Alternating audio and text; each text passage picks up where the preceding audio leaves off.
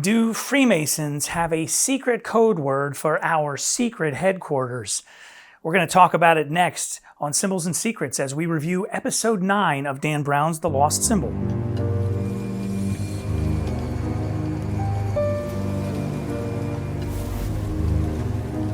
Welcome to Symbols and Secrets, the viewer's guide to Dan Brown's The Lost Symbol. You can watch it right now. Go to peacocktv.com or download the Peacock app in your app store. New episodes every Thursday.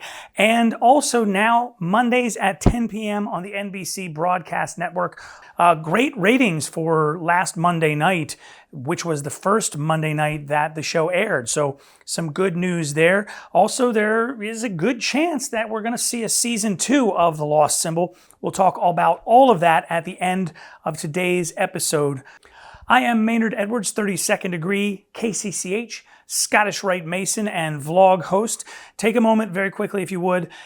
Click that subscribe button, really does help us out. Also, make sure you like the video. If you've got something to add to the conversation, love to hear from our viewers, so you can drop that in the comments below. And please, if you get a moment, pass this on to anybody who's interested in great TV, in Freemasonry, in Dan Brown's writing.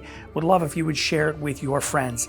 Let's get right into episode 9, which is called Order 8. This is the penultimate episode of season 1, so we've got one more after this. Before I show you this first scene, I want to remind you that we have a no spoiler guarantee here on the show. So if I think something could spoil something in the show for you, I'm going to give you a little, trigger warning, so to speak, beforehand. And this is one of those instances. Not going to tell you what's happening in this scene, but you're going to see some symbols and you're going to see something that might give away a cliffhanger from last week's episode.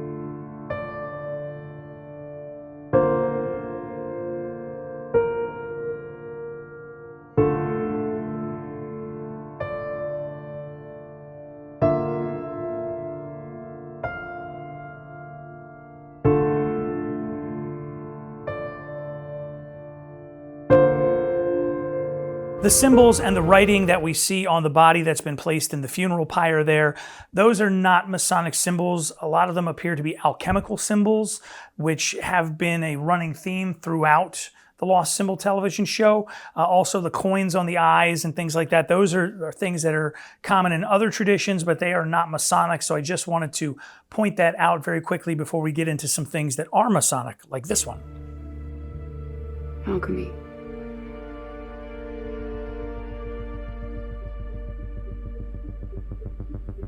You said there was a clue about the 33rd degree?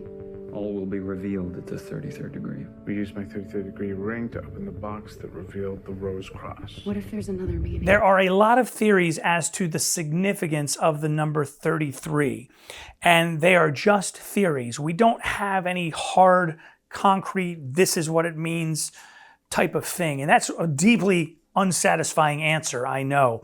The theories, the leading theories, have something to do with the 33rd degree is the latitude of Charleston, South Carolina, where the order emanates. There are some people who believe that it is some hidden Christian tradition in there, as Christ was 33 years old when he was crucified.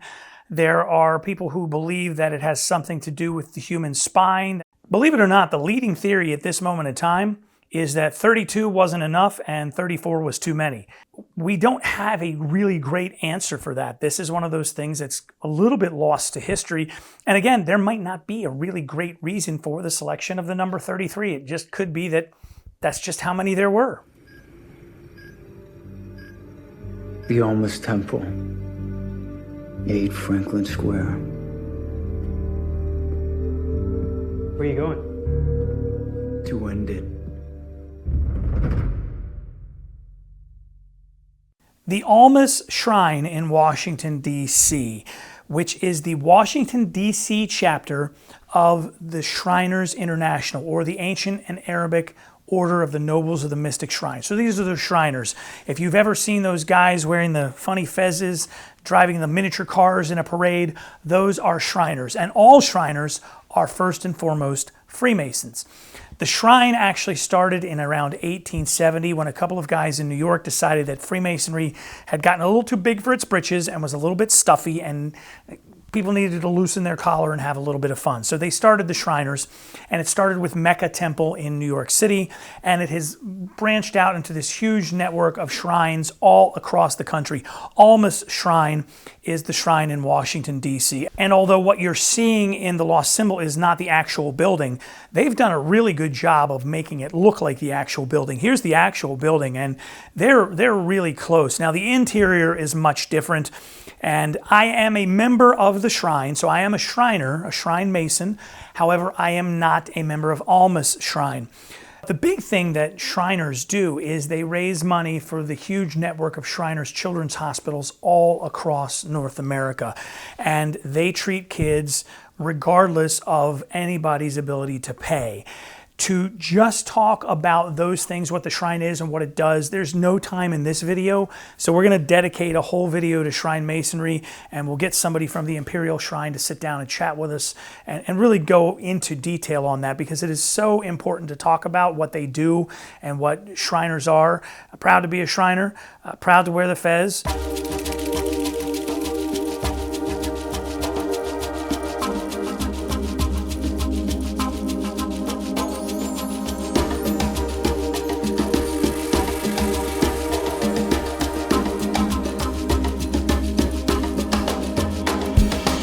Means that you stand behind this network of children's hospitals, which, I mean, how is that not one of the greatest things ever, really?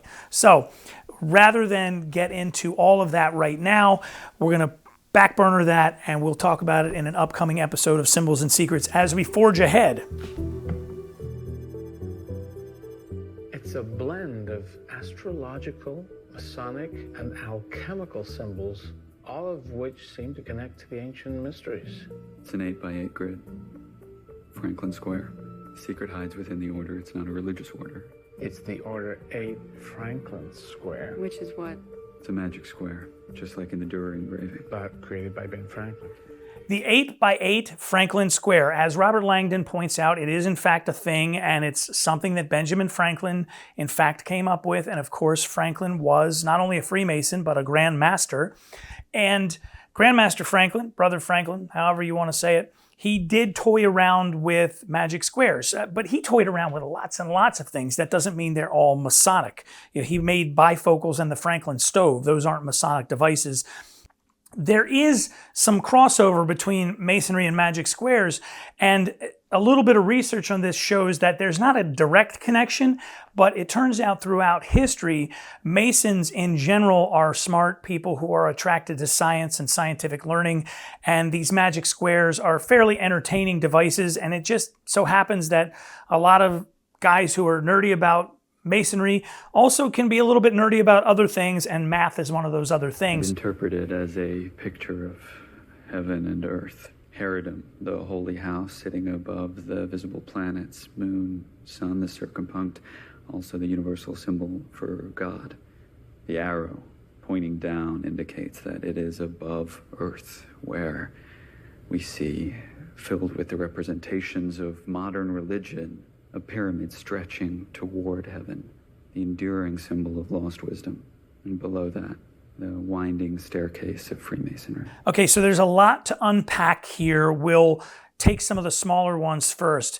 Some of these individual symbols are definitely Masonic. We see the circumpunct in there. The winding stairs, which we've talked about in the past, are hidden in there. This symbol here is one we have not seen in the lost symbol, and it is called the 47th problem of Euclid.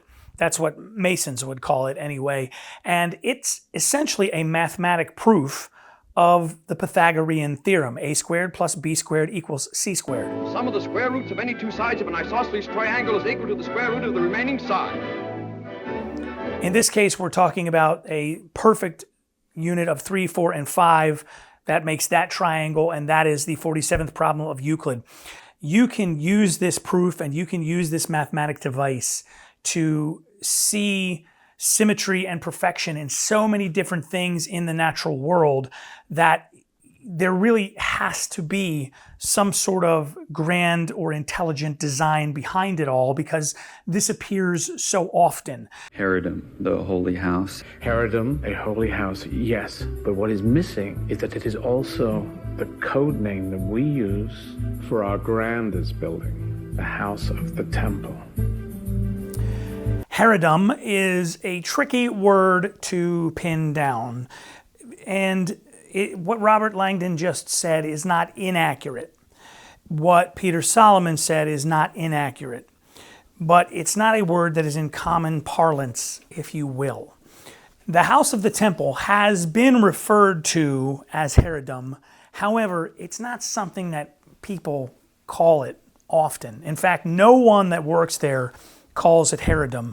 Everybody that works there calls it the Hot, the H-O-T, the House of the Temple, or just the house. That's what everybody who works there calls it. Haredom, in a modern context, actually is this. This is the annual publication of the Scottish Rite Research Society. The Scottish Rite Research Society, which to me is one of the best $55 in Masonry. You get a book every year, you get one of these every year, and you get a newsletter called the Plumb Line. It's really kind of a cool thing, and it's $55, so you really can't beat it. But and I don't mean to do a plug, but you get this, and what this is all the different Scottish Rite papers that are published throughout the year, and that you know, new things, research people have done throughout the year are published in Haredom, and then the members get this at the end of the year. So I don't want to say what Robert Langdon said about Haredom and what Peter Solomon said about Haredom was inaccurate, because it wasn't. It's just not the way it's used currently. There she is, House of the Temple, modeled on the great tomb of King Mausolus. Halicarnassus, one of the 7 wonders of the ancient world. Literally every time I drive past it. Do we just knock on the front door? Pull around the north side, have a way in.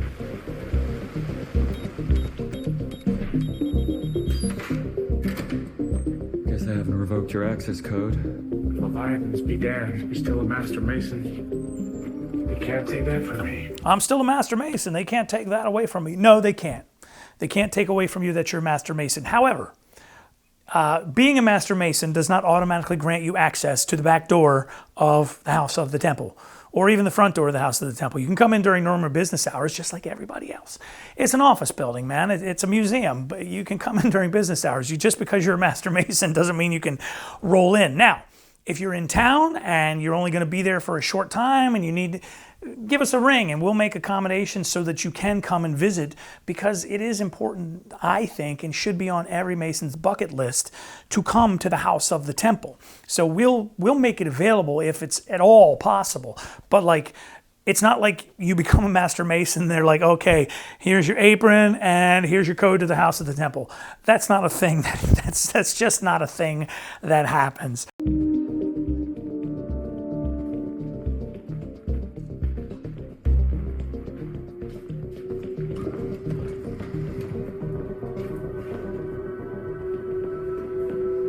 This must be the temple room.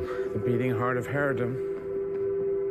This is where 33rd degree Masons hold our most sacred rituals. The temple room, they've done such a good job. The exterior of the temple room, this stained glass window right here, in fact, that is a part of the House of the Temple.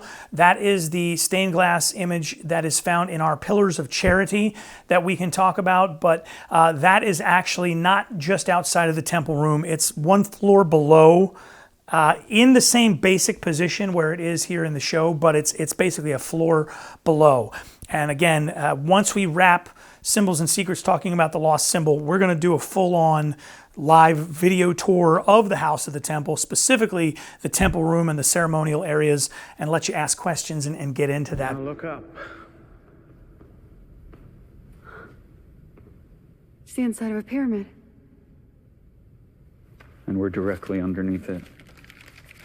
Important point of order. Wasn't it nighttime when they pulled up? So what's all this light? Is that sunlight? Because up at the top of the House of the Temple, at the very top, that is a skylight. It used to be an oculus. It used to open and close. It no longer opens and closes because, as you can imagine, a 100-year-old building with something like that opens and closes on a flat roof, that's going to leak like a bad boy after 100 years. So it's not an oculus anymore. In other words, it doesn't open and close It is now simply a skylight. But yours truly was able to fly a drone up there a couple of years ago, and I've got a little bit of drone footage I'm going to show you right now. And if you take a look at this golden eagle here that they've put in this scene, it looks remarkably like the one that you can see actually at the top of the temple room. So here's the drone footage.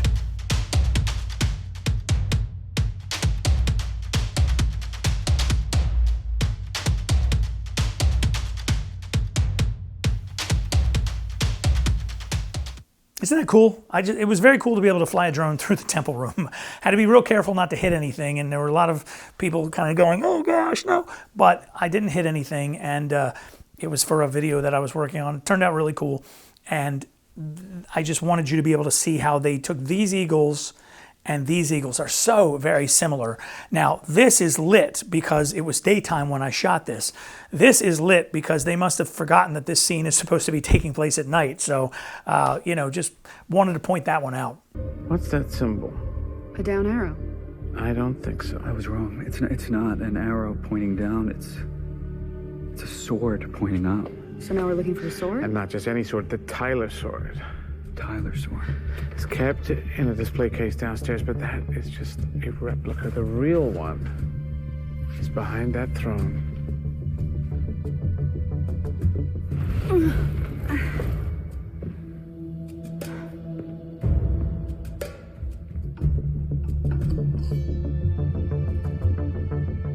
The Tyler's sword. First and foremost, full stop, there's nothing behind that chair. I can go into that temple room right now. There's nothing behind that chair, period. And when we take our tour, I promise to show you. Nothing behind that chair, certainly not a sword.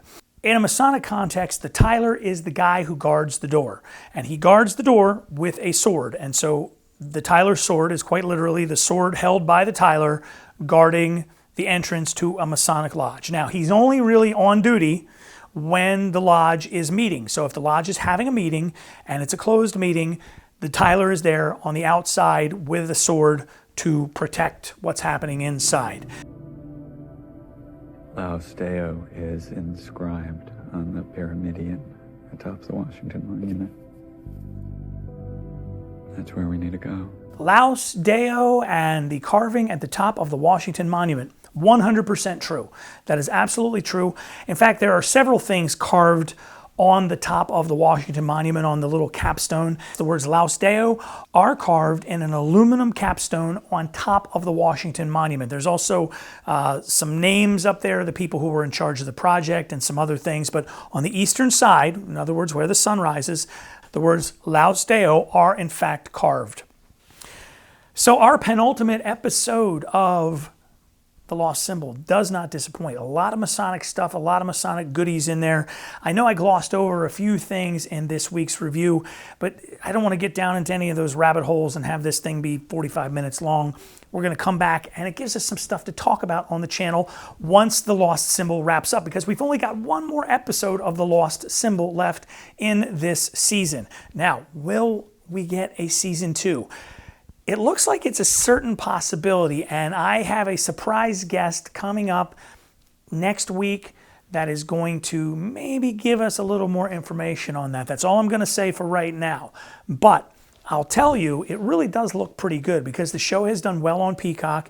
It did well on NBC, on the broadcast network, and it really does look like they're going to do something to bring it back. What else have we got planned for the channel once The Lost Symbol wraps up? Got some really cool things planned, in fact, and things that are going to kind of fit in with our theme of examining these things in pop culture. I am Maynard Edwards, 32nd degree, KCCH, Scottish Rite, Freemason. Thank you for joining us on Symbols and Secrets. Please make sure you subscribe to the video, make sure you like the video, and pass it on to a friend. Shout out your lodge brothers if you're out there. I know you're watching, so I love hearing from all of you. I really appreciate everybody stopping by, and we will catch you next time when we go through episode 10, the final episode of season 1 of Dan Brown's The Lost Symbol, here on Symbols and Secrets.